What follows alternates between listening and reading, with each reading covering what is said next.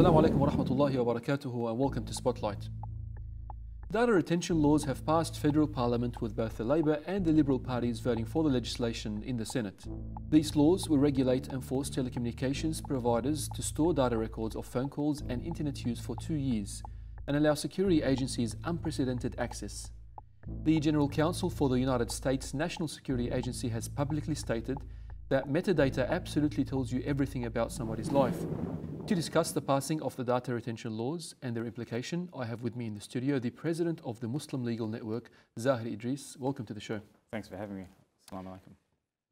Zaahir, this is Australia's biggest ever mass surveillance scheme. How do these laws affect the average Australian?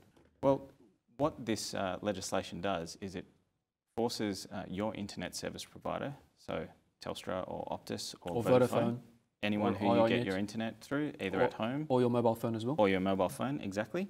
It says to them, you must retain information about this user, that is everyone in Australia, about which website they go to, how long they go to that website for, and what time of the day, for example. It also means, with respect to your telephone, who you call, how long that phone call is for, and who calls you. But the content itself is not actually saved. With respect to emails, no. So the government is not tracking what you say in an email. So if I send you an email, they simply know that I sent you an email at this time, and perhaps if you replied at another time. The content of that email is not. With respect to websites, it's a little bit different. So for example, if you visit a website that has a video on it, like a YouTube, because each web page will be unique to the video, effectively, the content is provided. That is, the video that you went to watch is provided to them within these data retention laws. And every ISP must hold that information for 2 years. So this is phone calls, internet, using things like WhatsApp, SMS, everything that you use for communication, modern day technology, is being tracked. Anything that's in Australia, yes. So for example, WhatsApp or other offshore devices, which may be applications that may run overseas, can't necessarily be tracked.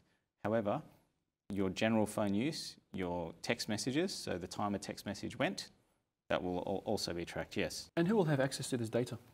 So importantly, quite a broad range, and this is a little bit worrying for us with the Muslim Legal Network and many lawyers and civil liberties organisations, because the information is available without warrant, so that is a request need only be made by many government departments. So we're talking about the Australian Federal Police, your state police, the ATO, Centrelink, potentially even your local government can get access to this information. So it's quite a broad range of bodies that can get their hands on this info without a warrant.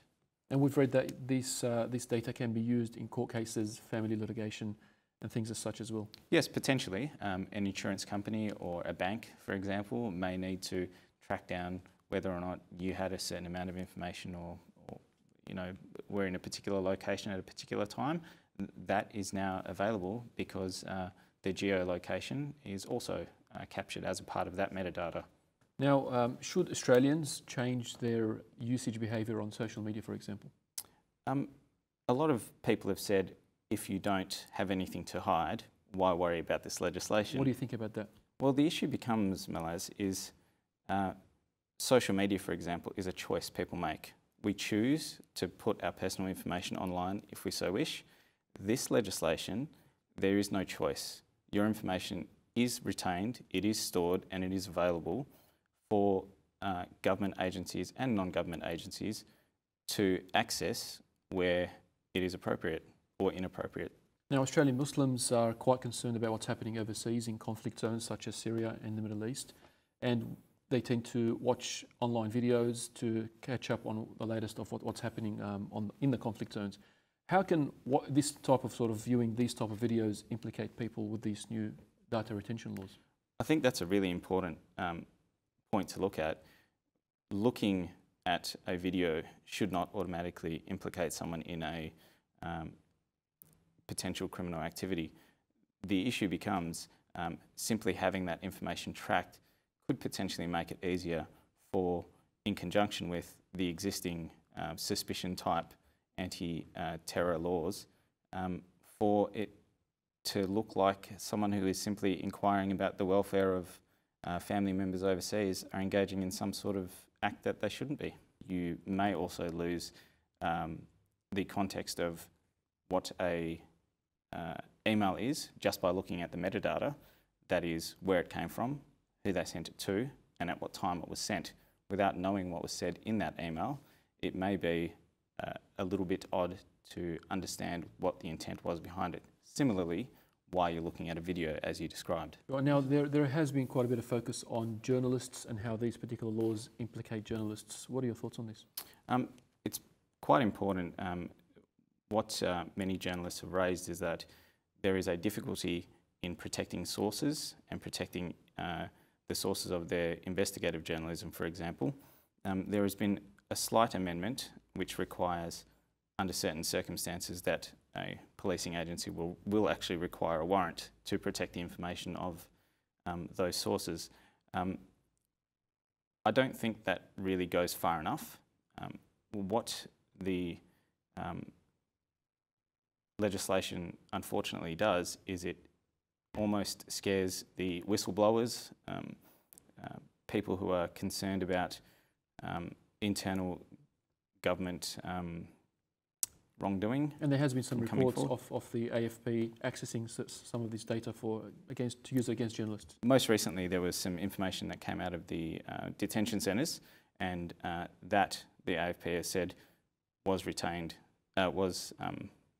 gathered, and they used the metadata to track down potential whistleblowers. So that's a real problem with respect to the gathering of this information. Zaahir Edries, the President of the New South Wales chapter of the Muslim Legal Network, thank you for being with us. Thank you, Milas. Thank you for watching. Please leave us your comments on our Facebook page or send us an email to spotlight@onepathnetwork.com. Until next time, Assalamu alaikum wa rahmatullahi wa barakatuh.